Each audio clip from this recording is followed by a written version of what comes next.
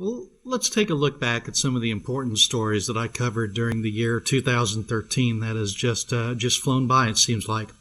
In January, there was an important story. Candidates for the Wichita City Council filed campaign finance reports, and the filings illustrated the need for campaign finance reform in Wichita and Kansas. Two incumbent city council members, both who indicated their intent to run in the spring elections, they received campaign contributions in 2012 from two sources. One source was a group of principals and executives of Key Construction, and another group was people associated with movie theater owner Bill Warren. The incumbent candidates receiving these contributions were James Clendenin, he's in District 3, that's southeast and south Wichita, and Levada Williams, whose district is District 1, which is northeast Wichita.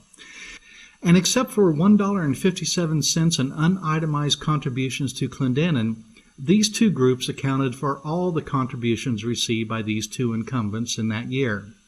Now, as the election grew nearer, other parties contributed to these candidates, but for 1 year, only two groups of people made contributions to these candidates.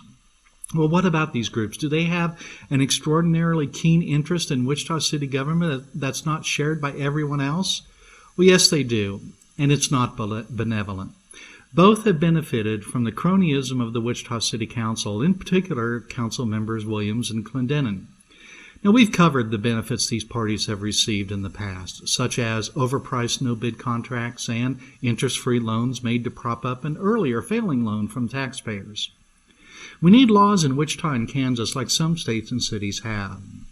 These are generally called pay-to-play laws, and they can be very simple, such as elected officials can't vote on matters that enrich their significant campaign contributors.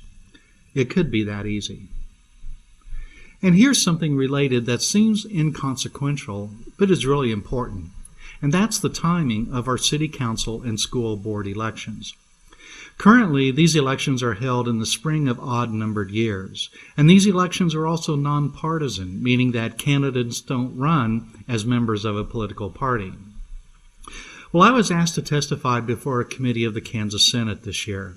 In preparation, I did some research, and I found that for elections in Sedgwick County, voter turnout in spring elections is much lower than in the fall elections. Since 2000, turnout for fall elections, both primary and general, has been about 44%. And over the same period, spring election turnout has been only 18%. Other research I found confirmed that this pattern is common across the country. So you may be asking, is this a problem?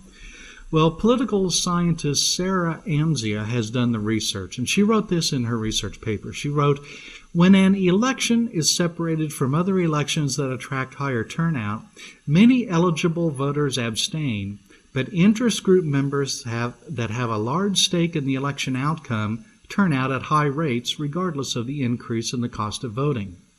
Moreover, interest groups' efforts to strategically mobilize supportive voters has a greater impact on election outcomes when overall turnout is low.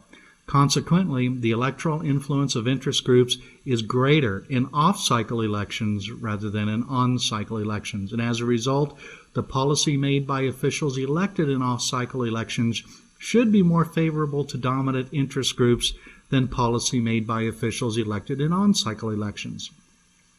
So, special interest groups benefit from these low turnout spring elections. And so do you remember the first story I reported on today, where campaign contributions for two Wichita City Council members came from only two sources?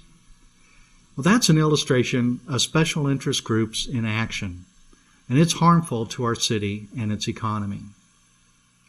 Well, what happened to the bill I testified on that would move the elections to the fall? Well, there was much opposition by cities and school boards and the special interest groups that benefit from these low turnout off-cycle elections. As a result, the bill went nowhere. I hope that it is revived this year for another attempt, as we do need to reform this area of our election law. You're watching Wichita Liberty TV.